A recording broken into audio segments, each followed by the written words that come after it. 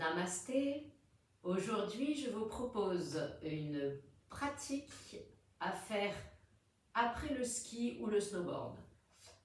Évidemment, vous pouvez aussi faire cette pratique quand vous voulez, mais si parmi vous, il y a des skieurs ou des snowboarders, c'est vraiment ma routine à moi que je fais après une journée sur les pistes. Voilà. Donc, je vous recommande une sangle. Si vous n'avez pas de sangle, vous prenez une ceinture. Et si vous n'avez pas de ceinture, on fera sans, c'est pas un souci. Si vous avez également une couverture ou un petit coussin, mais c'est optionnel, ça c'est vraiment pour une histoire de confort. Voilà. Donc nous allons commencer, on va s'allonger sur le dos. Vous vous allongez sur le dos quelques respirations. Et vous allez observer les sensations dans votre corps et particulièrement dans les jambes, mais pas que. Pas que. Et dans les pieds.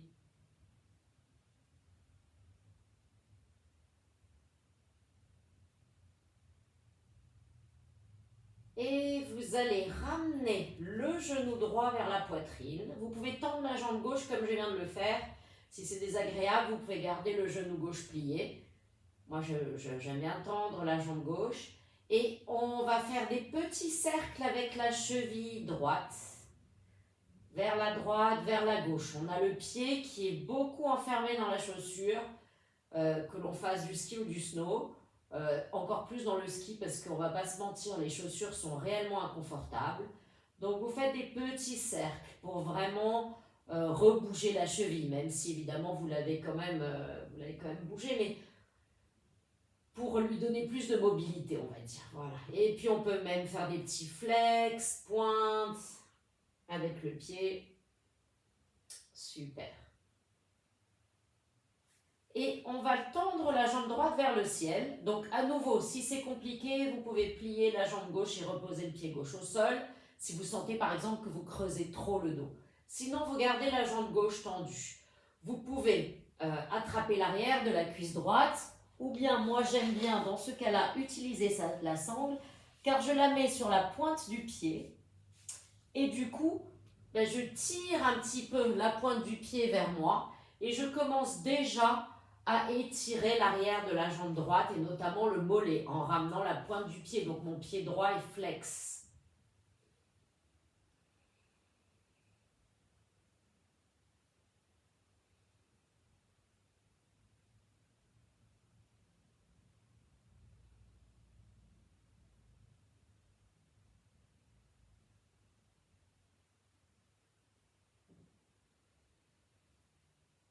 Vraiment continuez en pleine conscience à observer toutes les sensations de votre corps et à les accueillir, les bonnes, les moins bonnes, et même les sensations neutres, celles qui n'existent pas, celles que vous ne sentez pas. Par exemple, quand vous êtes dans cette pose-là, peut-être que au niveau des oreilles, vous ne sentez rien.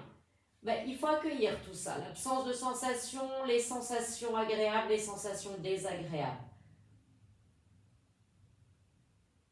Super. Et on va relâcher, on dépose le pied droit sur le sol.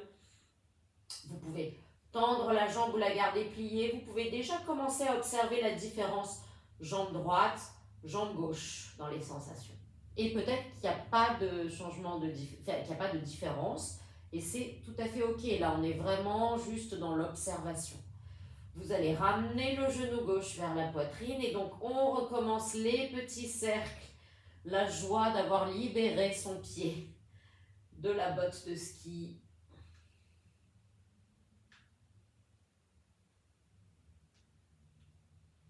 Moi, ma cheville fait des castagnettes.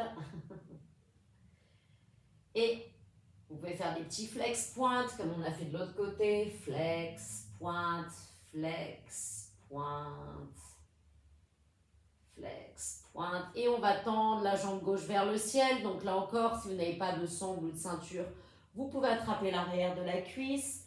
Moi, je vais prendre la sangle, j'attrape la boucle pour ne pas m'assommer avec. Et on va tirer la pointe du pied vers soi, donc un pied bien flex. Et on sent le mollet qui s'étire déjà. Essayez malgré tout, bien que vous tiriez sur la pointe du pied, de décrisper le cou, les omoplates, les trapèzes. C'est juste, vous tenez la sangle, vous mettez le poids de vos bras, mais vous ne tirez pas non plus comme des brutes.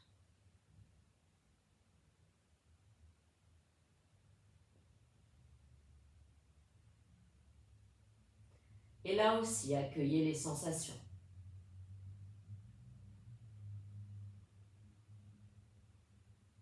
Et même celles qui ne sont pas super agréables, de l'étirement de l'arrière de la jambe.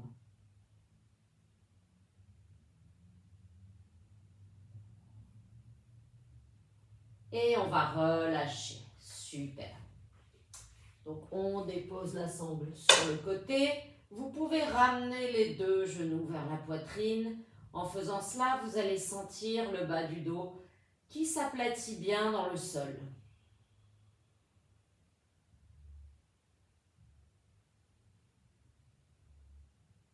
Et on va aller 2 ou 3 fois, ou même 4-5 fois d'avant en arrière pour un petit massage de la colonne vertébrale. Et au dernier, on va venir à 4 pattes pour faire le chat et la vache. Donc on plante bien les mains dans le sol, les genoux aussi. Et à l'inspire, on creuse le dos. À l'expire, on enroule le dos. Inspire, on creuse le dos. Expire, on enroule le dos.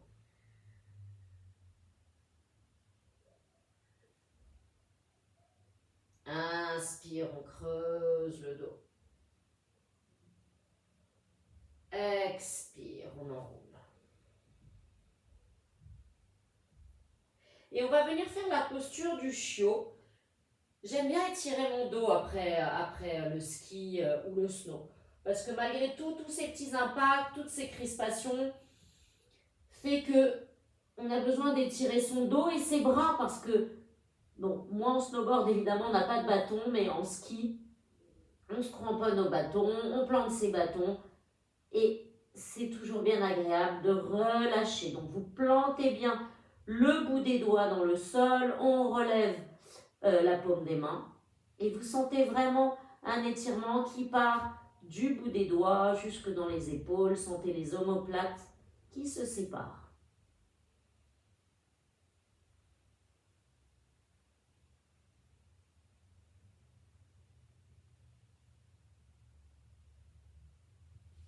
Et on va revenir à 4 pattes et là vous allez rentrer les orteils dans le sol et vous allez reculer, venir vous asseoir sur les talons. Ma prof appelle ça la posture broken toe, des orteils cassés. C'est vrai que c'est un petit peu ce qu'on ressent, mais c'est quand même important d'étirer la voûte plantaire. Les pieds sont quand même beaucoup sollicités et en même temps enfermés dans cette pratique du ski ou du snow. Donc c'est quand même pas mal d'étirer tout ça.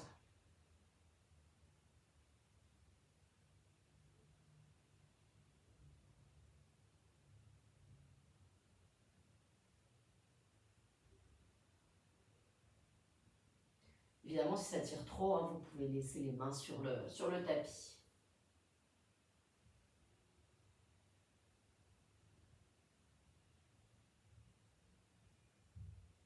Parfait. Et on va revenir à 4 pattes. Vous pouvez un petit peu tapoter les pieds, c'est pas désagréable.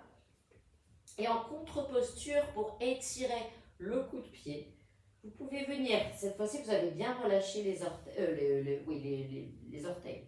Vous venez vous asseoir sur les talons et vous levez un peu les genoux. Et là on étire l'avant du pied, la cheville.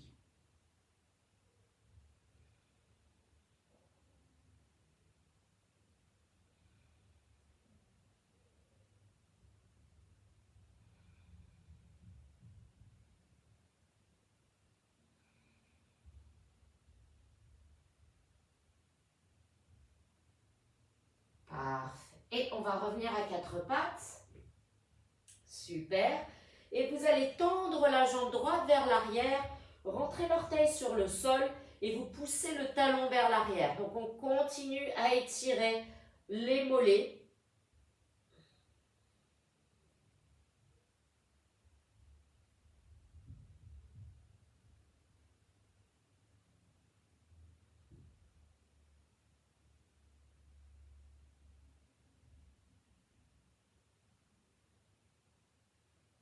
J'aime bien aussi parfois faire des petits rebonds comme ça.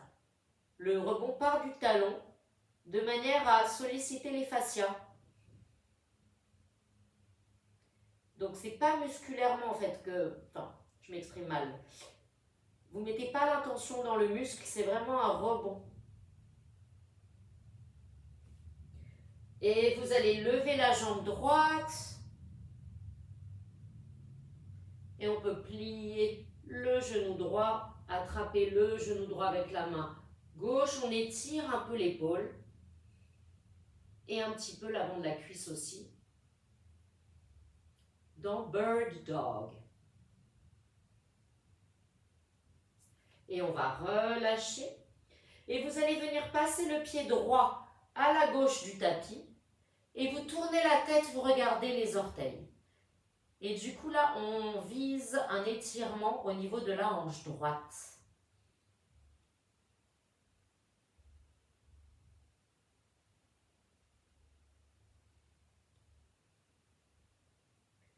Et on va relâcher.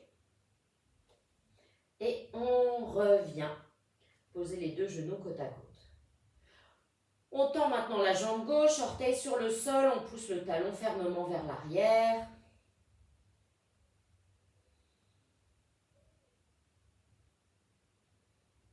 Et bien sûr, si vous voulez faire les petits rebonds qui partent donc du talon.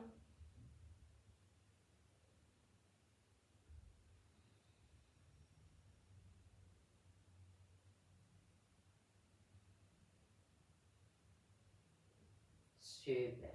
Et on va lever la jambe gauche, tendre le bras droit, venir plier le genou gauche, on attrape le pied et on pousse le pied vers le haut et vers l'arrière. Donc du coup, on étire un peu l'avant de la cuisse gauche, mais aussi l'épaule droite. Bird Dog.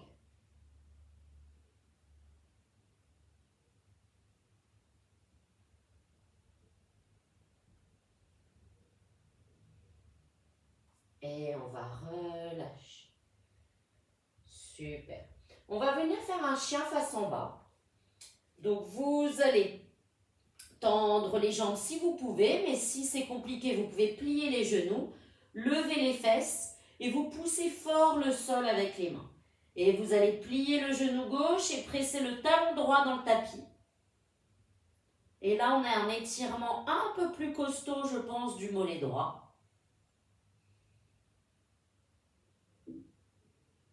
Et on va changer de côté. On plie le genou droit, on presse le talon gauche dans le tapis.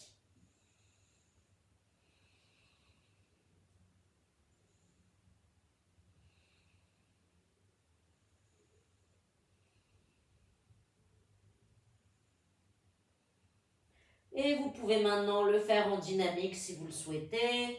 Comme ça, on en profite pour bien articuler encore ce pied et cette cheville qui était enfermée dans la botte.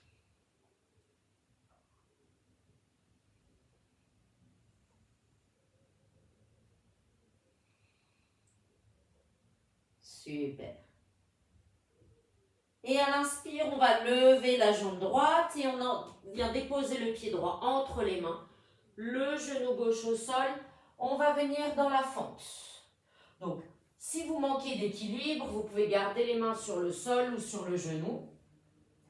N'oubliez pas de descendre le coccyx, c'est-à-dire l'arrière du bassin vers le bas et de remonter l'avant du bassin vers le haut, donc un mouvement circulaire dans ce sens-là, pour aller atteindre des muscles un peu plus profonds.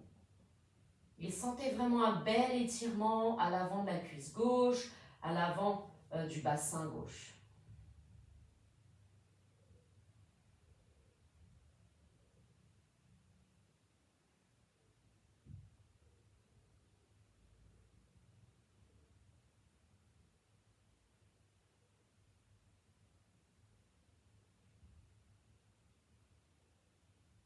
Et on va maintenant tendre la jambe de devant, Ardha Hanumanasana, le demi-grand écart. Et là encore, on sent un bel étirement à l'arrière de la jambe droite. Le pied avant est flex. Notez que je ne suis pas allée m'asseoir sur le talon.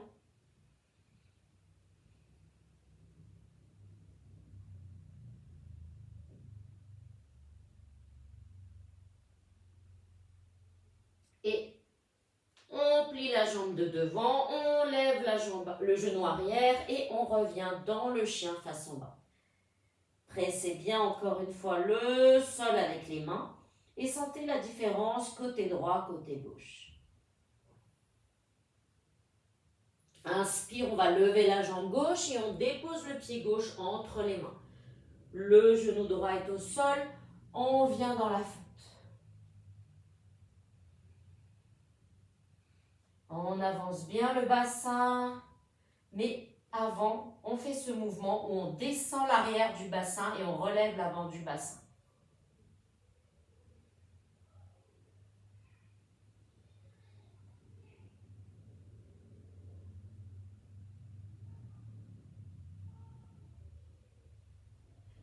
Relâchez bien les épaules, même si vous avez les bras tendus vers le ciel. Et on vient déposer les mains au sol, on tend la jambe de devant, Ardha Hanumanasana. Mon pied flex, j'essaye d'avoir les hanches à peu près alignées avec l'avant du tapis et d'allonger mon dos.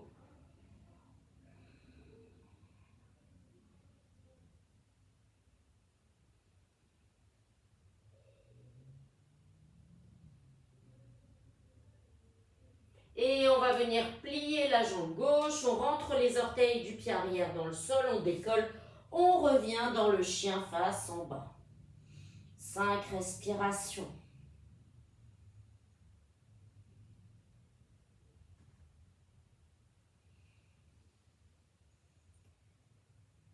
Et on va revenir à genoux. On va venir faire Ardha Virasana. Donc, vous allez venir, je vais vous le faire de face, mon pied droit est à côté de la fesse droite. Donc ça, c'est Virasana. On va faire plus simple, on va faire Ardha Virasana. Si ça reste encore compliqué, vous pouvez prendre le fameux coussin ou serviette dont je vous ai parlé pour vous asseoir dessus, comme ceci. Et si ça reste toujours compliqué, vous pouvez venir sur le ventre et simplement étirer comme ça tout doucement l'avant de la cuisse. Mais pour ceux qui choisissent de faire Ardha Virasana, vous donc pliez le genou droit, le pied droit est à côté de la fesse droite. Vous gardez le genou gauche vers la poitrine, le pied gauche au sol. Et peut-être que c'est déjà un étirement suffisant au niveau de la cuisse droite. Si ce n'est pas suffisant, vous pouvez descendre sur les avant-bras. Et si vous sentez que vous avez besoin d'aller plus loin, je dis que vous avez besoin parce qu'on n'est pas là pour faire des exploits, mais simplement pour récupérer d'une belle journée sur les skis. Donc voilà, ça c'est l'option pour ceux qui ont besoin vraiment d'étirer plus. Mais si vous sentez que vous n'avez pas besoin et que surtout c'est douloureux, c'est facile de voir la différence entre l'étirement désagréable et la douleur. Si vous sentez que votre respiration se raccourcit et qu'elle est moins facile, c'est que vous êtes dans la douleur. Et alors là, je vous conseille de remonter un peu plus.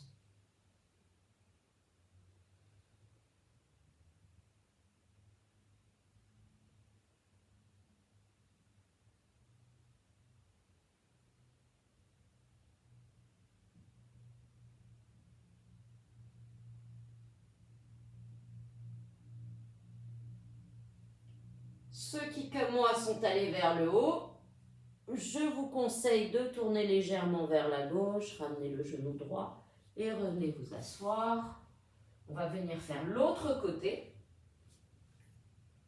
Donc, on va venir plier le genou gauche. Vous voyez comme mon pied, il est bien sur le dessus. Hein. On n'a pas le pied en œillet comme ça. C'est vraiment sur le coup de pied. D'ailleurs, parfois, c'est désagréable pour le coup de pied. Si c'est le cas, je vous conseille, moi, des fois, je roule une petite chaussette que je mets sous le coup de pied pour protéger.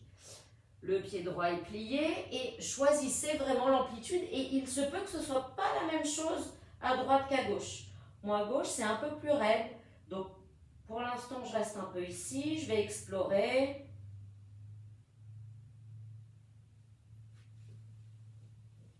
Ça va.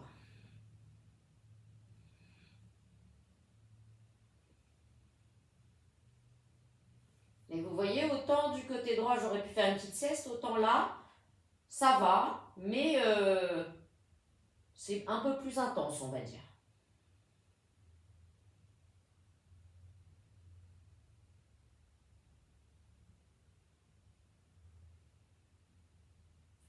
Là encore, accueillez toutes les sensations, les neutres, les agréables, les moins agréables.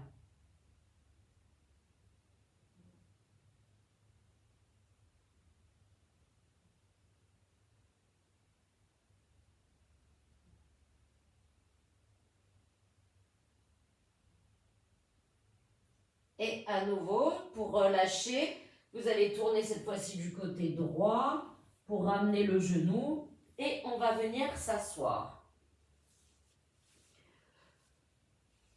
Donc il y a un mouvement qu'on ne fait pas vraiment au ski, c'est les ouvertures de hanches. Du coup, pour un petit peu relâcher tout ça, je vous propose de faire un thread de needle. Donc moi je suis près d'un mur, j'aime bien le faire au mur. Mais vous pouvez aussi ne pas le faire au mur. Donc je vous montre la version pas au mur. Vous vous allongez sur le dos, vous ramenez la cheville droite sur le genou gauche, vous attrapez soit l'arrière de la cuisse, soit l'avant du tibia. Sur le mur, c'est simple. Vous mettez le pied sur le mur, donc au plus près vous êtes du mur, au plus intense la posture. Et vous venez croiser la cheville droite sur le genou gauche. L'avantage, c'est que les bras ici sont relâchés et non pas à venir attraper la jambe.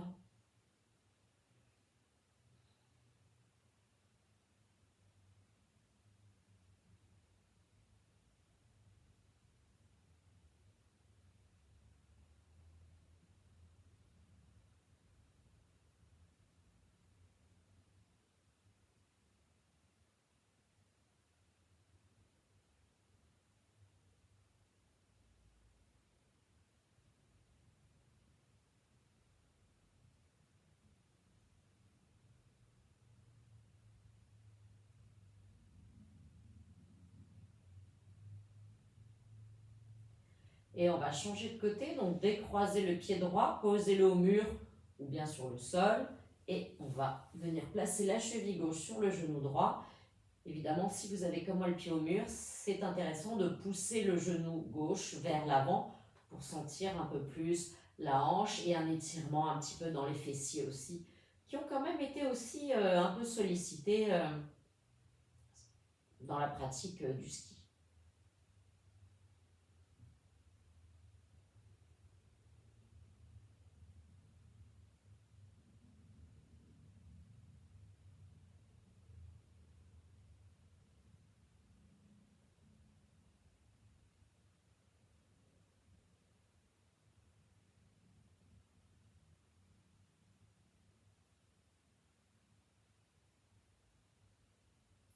Et on va relâcher. Si vous êtes au mur, je vous invite à vous rapprocher pour venir faire Viparita Karani, les jambes au mur.